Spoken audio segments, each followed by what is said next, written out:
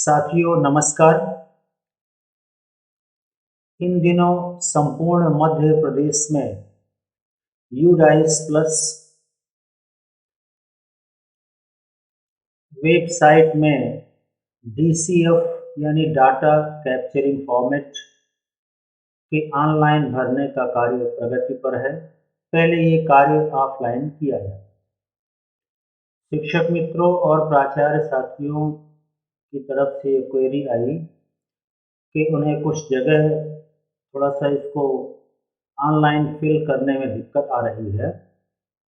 तो आप सभी के सुझाव से ये वीडियो शेयर कर रहा हूँ मैं। इसमें किस तरीके से आपको स्कूल लॉगिन के थ्रू यूडाइस प्रपत्र को भरना है, तो किस तरीके से एमआईएस ब्लॉक के थ्रू ये लॉक होगा, ये पूरी प्रक्रिया में हम शीघ्रता से चर्चा करते हैं। यूडाइस प्रपत्र को भरने के लिए आप अपने कंप्यूटर, लैपटॉप या मोबाइल में किसी भी नेट ब्राउज़र खासकर क्रोम को ओपन करके उसके सर्च बॉक्स में यूडाइस आपको टाइप करना है। यूडाइस प्लस पहला ही ऑप्शन आएगा, इस पर आप क्लिक करें। यूडाइस प्लस प्लस क्लिक करने के पश्चात आप इसकी ऑफिशियल वेबसाइट पर पहुँच। यहाँ पर आपको लॉगिन का विंडो दिखाई पड़ेगा। यहाँ पर सबसे पहले आपको अपना राज्य चुनना है। मैंने चुन लिया मध्य प्रदेश। इसके पश्चात यहाँ पर गो का एक ऑप्शन है, इस पर क्लिक करें। ये जो बॉक्स आपको दिख रहे हैं, यहाँ पर यूज़र नेम जो आपका विद्यालय का डाइस कोड होगा फिलअप करना है, यहाँ पासवर्ड और यहाँ कैप्चा। इतना इंटर करने के पश्चात आप अपने स्कूल लॉगिन आईडी के थ्रू यूडाइस प्लस की ऑफिशियल वेबसाइट पर पहुँच जाए। आपको लॉगिन करने के लिए जिला शिक्षा केंद्र की तरफ से प्रत्येक विद्यालय के संस्था प्रमुख के पंजीकृत मोबाइल नंबर पर ये पासवर्ड आपको पहुंच चुका हो। यहाँ पर आप अपने ब्लॉक एमआईएस का नाम जानने के लिए क्लिक करेंगे, ये सामने आ जाएगा उनका नाम और मोबाइल नंबर, और डिस्ट्रिक्ट एमआईएस का नाम और मोबाइल नंबर जानने के लिए आप इंस्ट्रक्शन के लिए इस टैब पर क्लिक कर सकते हैं, और मैनुअल के लिए यहाँ पर आप क्लिक कर सकते हैं। और प्री फिल्ड जो आपका डीसीएफ है उसको डाउनलोड करने के लिए इस टैब पर क्लिक कर सकते हैं। आपको करना ये है कि सत्र 21-22 के लिए डीसीएफ डाटा फिल करने के लिए आपको ये जो फोर्थ आइकन है यहाँ पर क्लिक करना है। जैसे ही आप क्लिक करेंगे तो आपका विद्यालय का पूरी जो कुंडली है वो यहाँ पर सामने दिखाई देगी। यहाँ पर प्रत्येक मॉड्यूल को भरने के लिए, जैसा मैंने बताया, 43 बिंदुओं पर और 11 सेक्शन पर ये डिवाइड है। अलग अलग सेक्शन पर क्लिक करके आप वहाँ पर पहुँच सकते हैं। चाहे यहाँ पर क्लिक करिए अथवा आप सीधा सा यहाँ पर क्लिक करके आप पहुँच, चाहे तो यहाँ ऊपर टैब पर अथवा यहाँ पर सीधे प्रत्येक सेक्शन पर जहाँ भी आपको सेव करना हो वहाँ पर क्लिक करके आप पहुँच। सबसे पहला काम आपको करना है कि सेलेक्ट लैंग्वेज पर क्लिक करके जिस भाषा में आपको अपना डीसीएफ भरना हो उसको चुन लीजिए। यहाँ पर मैंने मान लीजिए कि हिंदी चूज़ कर लिया, तो ये सारा जो डाटा है वो आपको यहाँ पर दिखाई पड़ेगा। यहाँ स्थिति और यहाँ समग्र स्थिति आपको दिखाई पड़ेगी कि प्रमाणित नहीं है। अभी ये मैं जिस पर लॉगिन करके ये काम कर रहा हूँ ये भी प्रमाणित नहीं है और कार्य प्रगति पर है। आप इसको कई बार काम करके इसको सेव कर सकते हैं और अंत में, सबसे अंत में इसको आश्वस्त होने के पश्चात आप इसको लॉक कर दें। चलिए हम इसको इसके प्रत्येक जो मॉड्यूल्स हैं ये सामने आपको यहाँ पर दिख रहा है, ये जहाँ मेरा कर रहा है, हम प्रत्येक पॉइंट पर शीघ्रता से चर्चा करते हैं। पहला 1.1 से 1.9 तक है। आप जैसे ही क्लिक करेंगे ये आपको स्क्रीन पर सामने दिखाई पड़ेगा, जहाँ आपके विद्यालय की संपूर्ण जानकारी यहाँ पर दिखाई पड़ेगी। इसको आप एडिट नहीं कर सकते। इस पर सुधार के लिए आपको एमआईएस जिला शिक्षा केंद्र पर आवेदन करना है। इसके पश्चात अगला, और अगर अंग्रेजी में कर रहे हैं तो नेक्स्ट पर ऑप्शन आएगा, वहाँ आपको क्लिक करना है। जैसे ही आप क्लिक करेंगे आपको ये पहला मॉड्यूल 1.1 से 1.9 तक आपको दिखाई पड़ेगा। इसमें बहुत ही आसानी से आप बहुत थोड़ा सा दिमाग लगा करके बड़े आसानी से आप भर सकते हैं। 1.10 से लेकर के और ये जैसा आपको दिख रहा है 1.27 तक जानकारी है। यहाँ पर ये मूल रूप से स्कूल संपर्क का विवरण, प्रभारी प्राचार्य, स्कूल की श्रेणी, ये सब लिखा हुआ है। अगर यहाँ पर कहीं भी आपको कुछ संशोधन करना है, वैसे संशोधन करने की आवश्यकता बहुत कम पड़ेगी। तो आप यहाँ जैसे उदाहरण के लिए प्रधानाचार्य प्रभारी का विवरण, इसको अपडेट करने की आवश्यकता पड़ सकती है, तो आप क्लिक करेंगे तो ये पूरा उनकी जो जानकारी है उसको आप अपडेट कर सकते हैं। और यहाँ पर जो लिखा हुआ है जमा करें, अर्थात इसका मतलब हो गया सेव। अगर आपने कुछ चेंज किया है तो यहाँ जमा करें पर क्लिक कीजिए। इसके पश्चात आगे बढ़ें। यहाँ पर आपको 1.10 पॉइंट से लेकर के और 1.15 तक लगभग सारी जानकारियाँ प्री फिल्ड मिलेंगी। इसको आप ध्यान से देख लें और आवश्यकता पड़ने पर संशोधन कर लें। मैं यहाँ पर फिर से एक बात रिपीट करूँगा। मैं ये संपूर्ण वीडियो पर जहाँ पर आपको कन्फ्यूज़न होता है उन्हीं खास पॉइंट्स पर आपका ध्यान आकृष्ट करूँगा, नंबर 1। और नंबर 2, जो जानकारी मैं आपसे शेयर कर रहा हूँ ये कोई अंतिम और फाइनल जानकारी नहीं है। एक प्रकार से ये गाइड लाइन है जो आपको ऑनलाइन DCF भरने में एक मदद कर सकती है। आप अच्छी प्रकार से आश्वस्त हो करके और संपूर्ण जो आपका ये यूडाइस प्लस का पत्र है DCF, इसको बहुत ही ध्यान से आपको भरना है। ये आपके विद्यालय की आत्मा होती है। मैं जो आपसे बात शेयर कर रहा हूँ वो केवल एक आपके लिए गाइड हो सकती है। तो आइए फिर यहाँ पर स्कूल में इस पॉइंट पर जो गा है इसको ध्यान से आपको देखना है। आपके विद्यालय में जो जो फैकल्टी संचालित है, आर्ट, साइंस, कॉमर्स, वोकेशनल, जो भी स्ट्रीम है वहाँ पर हाँ या ना में आपको क्लिक करना है। ऐसे आप माउस क्लिक करेंगे तो आपका हाँ और ना में 1.16 में आपको बहुत ध्यान से देखना है। यहाँ पर जो भी इस DCF को भर रहे हैं उस जिम्मेदार व्यक्ति का नाम और मोबाइल नंबर भरना होता है। सामान्यतया प्राचार्य का नाम और मोबाइल नंबर फिलअप। 1.17 पर अगर आप ध्यान से देखें तो यहाँ पर अनुभागों की संख्या है। अनुभाग का तात्पर्य है सेक्शन, वर्ग। जैसे कक्षा 9 में 3 सेक्शन, एक ABCD। तो आपका विद्यालय अगर एक साल एक परिसर है तो लोएस्ट से हाईएस्ट अंतिम कक्षा तक रहेगा। जैसे मैं जिस विद्यालय का एग्जाम्पल ले रहा हूँ वो विद्यालय कक्षा 1 से 12 तक है, एक साल एक परिसर। तो इसमें कक्षा 1 से लेकर के कक्षा 6 यहाँ तक आ गया, फिर ये 7, फिर ये 12, पूरा 12 कक्षाओं में किस कक्षा में सेक्शन है वो आपको ध्यान से भरना है।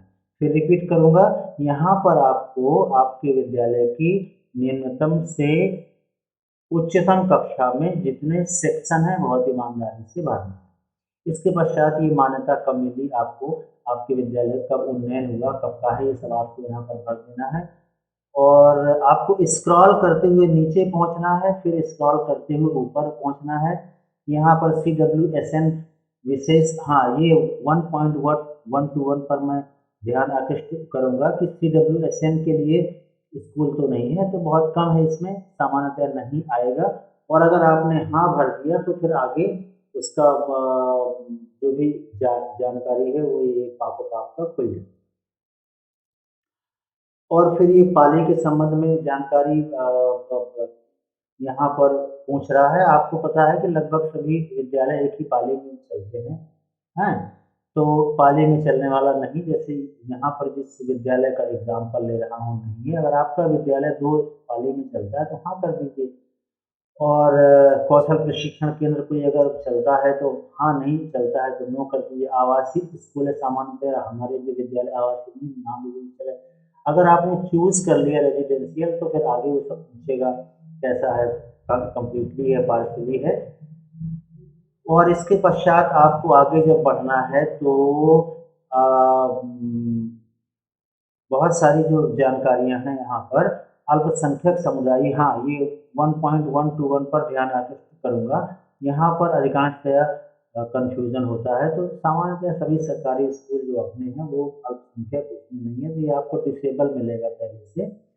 और माध्यमिक स्कूल फिर ये 1.16, 1.1, 1.27 में आपके विद्यालय के जो मान्यता संबंधी जो बोर्ड है उसके संबंध में है, तो ये सामने भरा हुआ है, इसको आप मिला लीजिए। अगर नहीं है तो यहाँ पर आप अपडेट करने के लिए क्लिक करके आप यहाँ पर अपडेट करें।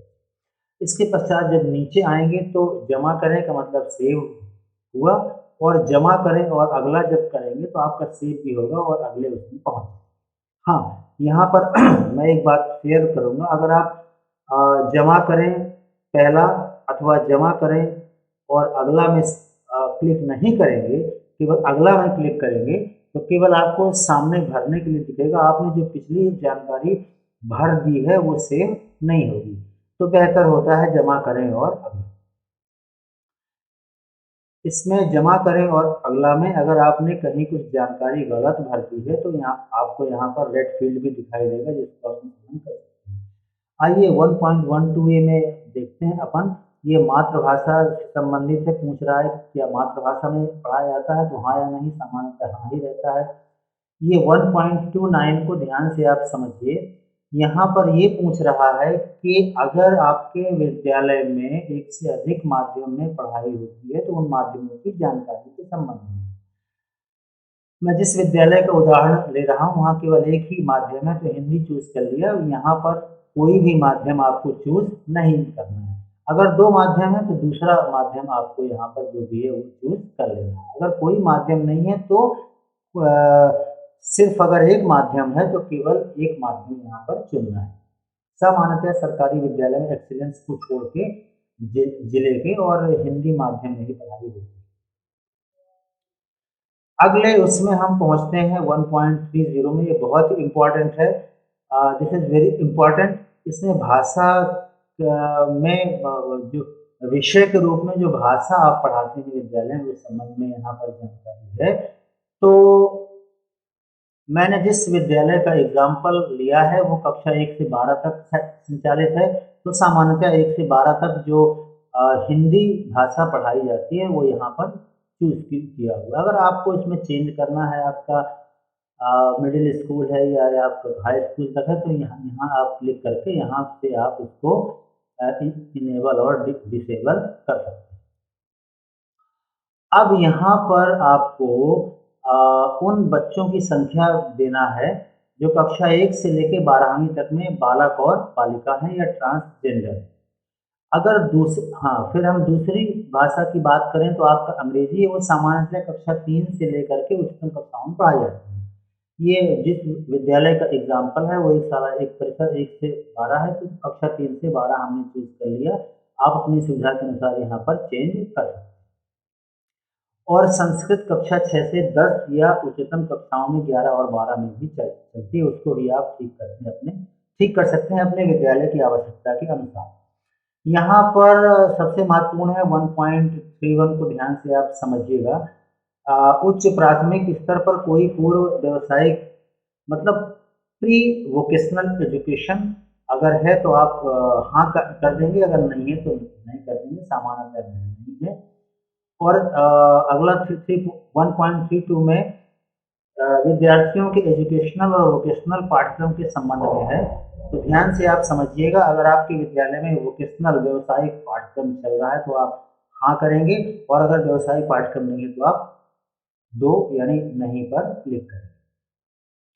इसके पश्चात ये 1.31 में आपको आपके विद्यालय से संबंधित जो अन्य माध्यमिक, हाई स्कूल और हायर सेकेंडरी विद्यालय हैं उनकी दूरी आपको करना है किलोमीटर में। ये आप बहुत आसानी से भर सकते हैं, कोई बहुत बड़ा कठिन काम नहीं है। मैं वहाँ पर फोकस करूँगा जिसमें आपको कंफ्यूजन बहुत ज़्यादा होता है। 1.34 में बहुत ही वेरी इंपॉर्टेंट, हमारे शिक्षक बहुत कंफ्यूज होते हैं इसमें कि क्या स्कूल तक सभी मौसम में पहुंचने के योग्य सड़क है। तो बिल्कुल है भाई, जब विद्यालय आपका चल रहा है तो चाहे वो कीचड़ से जाए या रोड से जाए पहुंचते हैं विद्यालय में। तो यहाँ पर हाँ ही आपको भरना है। स्क्रॉल करिए, ऊपर पहुँचिए 1.35 में। यहाँ पर शैक्षणिक दिवसों की संख्या है, आप भली भांति परिचित हैं। हालांकि इसमें आपको ध्यान से सोचना और समझना है कि 2020-21 में कोविड काल था और कोविड काल में लॉकडाउन भी था। उस लॉकडाउन पीरियड में अलग अलग दिनों पर अलग अलग प्रकार से स्कूल खोले गए, तो इसको ध्यान से आपको यहाँ पर दिवसों की संख्या भरनी है। और ये बच्चों के लिए यहाँ पर भरना है, मिडिल हाई और हायर सेकेंडरी उनके लिए, और अध्यापकों के लिए जो सामान्यतः जो ठहरने के जो घंटा थी, ये तो सामान्य रूप से 7 घंटे रहता ही है, और प्राथमिक और उसमें टीचर्स के लिए और बच्चों के लिए 6.5 घंटे और 7 घंटे। लेकिन अब लॉकडाउन में आप उसको समझ लीजिए, अपने तरीके से अपने उच्च अधिकारियों से परामर्श ले लीजिए। 1.31 में है सीसीई, तो बिल्कुल इसमें कंफ्यूज नहीं होना, सीसीई सब जगह चल रहा है, तो हाँ हाँ हाँ ही भर देना। और हमें जब सीसीई हम चला ही रहे हैं करिकुलम एक्टिविटीज़, तो रिकॉर्ड भी संधारित करेंगे, सब कुछ करेंगे, तो यहाँ पर बिना किसी कंफ्यूजन के आपको हाँ हाँ हाँ ही भरना है। आपको पता है कि आपका शैक्षणिक सत्र जो 1.39 में ये पूछ रहा है, जून से स्टार्ट होगा, जून भर दीजिए, और इसको भरने के पश्चात जमा करें और अगला पर क्लिक करें।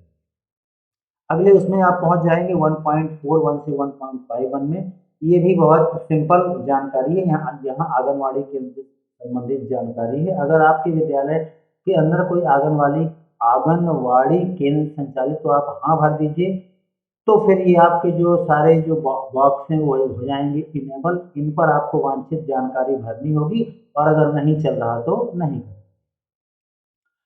बाल बाटिका 1.42 और 1.43 सामान्यतः बहुत कम विद्यालयों में अप्लाई होता है, तो इसमें सामान्यतः नहीं आएगा। अगर अप्लाई है आपके विद्यालय में तो हाँ कर दें। और इसके पश्चात स्क्रॉल करते हुए पहुंचना है आपको, ये 1.46 पर आपको विशेष अटेंशन बरतना है। मैं फिर से रिपीट करूंगा, 1.46 में आपको विशेष सावधानी बरतनी है। यहाँ पर आपको शैक्षणिक निरीक्षणों की संख्या भरनी है, जिसमें सीआरसी भी है, ब्लॉक लेवल के अधिकारी भी हैं, जिला लेवल के अधिकारी भी हैं। तो यहाँ पर कभी कभी क्या होता है कि हमारे ये सब अधिकारी ऑनलाइन या टेलीफोनिक भी आपसे संपर्क करके जानकारी मांग लेते हैं, और अगर आपके विद्यालय में नहीं आए तो आप ये मान लेते हैं कि इनका मतलब निरीक्षण नहीं हुआ। तो आप इसको ये मान के चलिए कि अगर उन्होंने फ़ोन से भी जानकारी मांग ली है, तो उसको आप निरीक्षण मानेंगे। तदनुसार यहाँ पर आप जानकारी फिलअप करें। स्क्रॉल करके ऊपर आइए, 1.17 में से लेकर के 1.49 तक बहुत ही सिंपल जानकारी, जिसे आप बहुत आसानी से आप भर सकते हैं। फिर भी मैं इसको रिपीट कर रहा हूँ। 1.47 से लेकर के 1.48 तक के समस्त खंडों में सामान्यतः आपको हाँ ही भरना है, और 1.49 में भी मैं चर्चा कर रहा हूँ। 1.47 में आरटीई के मापदंड के अनुसार हाँ ही भरेंगे, यहाँ भी हाँ ही रहेगा। और आपका स्कूल निर्माण समिति जो है वो सब आप भली भांति परिचित हैं, यहाँ सब जगह हाँ ही आए। और ये पीटीए की जो मीटिंग है वो ईमानदारी से आपको भरना है, क्योंकि 2020-21 में लॉकडाउन भी लगा। ये 1.49 पर आपका ध्यान आकर्षित करना चाहूँगा। बहुकक्षा कक्ष हैं, इसका मतलब होता है कि सामान्यतः हमारी जो प्राइमरी कक्षाएं हैं वो हम एक ही कक्ष में कक्षा 1, 2, 3 के बच्चों को बैठा देते हैं। तो आप अपने प्राथमिक विद्यालय में अध्यापन जितने कक्ष दिखा रहे हैं, मान लीजिए आपने 3 दिखाया और 5 कक्षाएं हैं, तो आपको जाहिर है कि एक कक्ष में 2 या 2 से अधिक कक्षाएं दिखानी पड़ेंगी। तो उस चीज़ को आप यहाँ पर ध्यान से भरना है आपको यहाँ। अब एक साथ मान लीजिए एक कक्षा में कक्षा 1 और 2 लग रही है, तो आप यहाँ पर क्लिक करेंगे कक्षाएं चुनने पर। अगर आपने यहाँ पर हाँ कर दिया, तो ये कक्षाएं चुनने का ऑप्शन आपको मिल जाएगा। कौन कौन सी कक्षाएं आप एक कक्ष में बैठाते हैं वो आप यहाँ पर फिलअप कर सकते हैं। बहुत ही आसानी से इस जानकारी को भर सकते हैं, लेकिन ध्यान से आप सुनिएगा कि आपने कितनी कितने कक्ष आपने दिखाए हैं प्राइमरी प्राथमिक विद्यालय के संचालन के।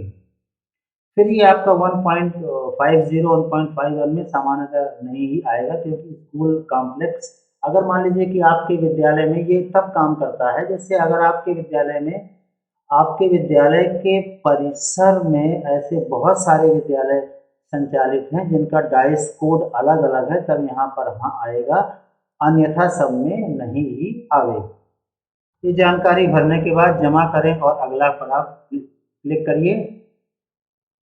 एक बहुत ही इंटरेस्टिंग बात सामने आ गई, ये जमा करें और अगला काम नहीं कर रहा, इसलिए कि ये देखिए ये वाला फील्ड मैंने भरा नहीं, मैंने यहाँ पर कर दिया हाँ, और यहाँ पर उन कक्षाओं को नहीं चूज किया जिन्हें मुझे चूज करना था, और कुल छात्रों की संख्या नहीं भरी, इसलिए ये चीज़ आ सकती है। आप भी इसको ध्यान से समझ लीजिए, अगर आपका कोई फील्ड यहाँ पर बकाया रह जाएगा तो वो जानकारी आपकी सेव नहीं होगी, और आप सेव एंड नेक्स्ट पर ये जो मैं क्लिक कर रहा हूँ यहाँ से आप आगे नहीं जा सकते, ना ही आप सेव कर सकते, बस केवल अगले में आप यहाँ पर जा सकते। तो बहुत ध्यान से आपको जानकारी भरनी। चलिए मैं इसको नहीं कर देता हूँ और सेव एंड नेक्स्ट पर क्लिक करता हूँ। आप लगातार इसको बढ़िया सेव एंड नेक्स्ट पर करके और पूरी तरीके से आश्वस्त होने के बाद ही इसको लॉक करें।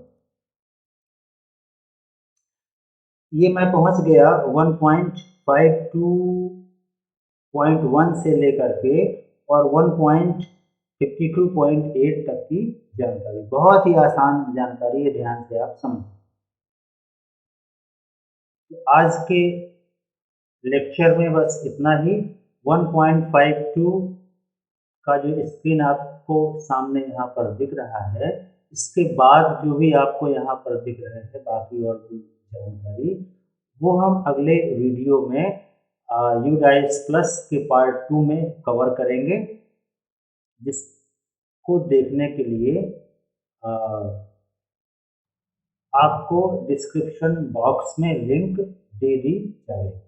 तो मित्रों आज के लेक्चर में बस इतना ही, मिलते हैं अगले इसी मॉड्यूल में आगे के जो भी पॉइंट्स हैं उन पर चर्चा करने के लिए।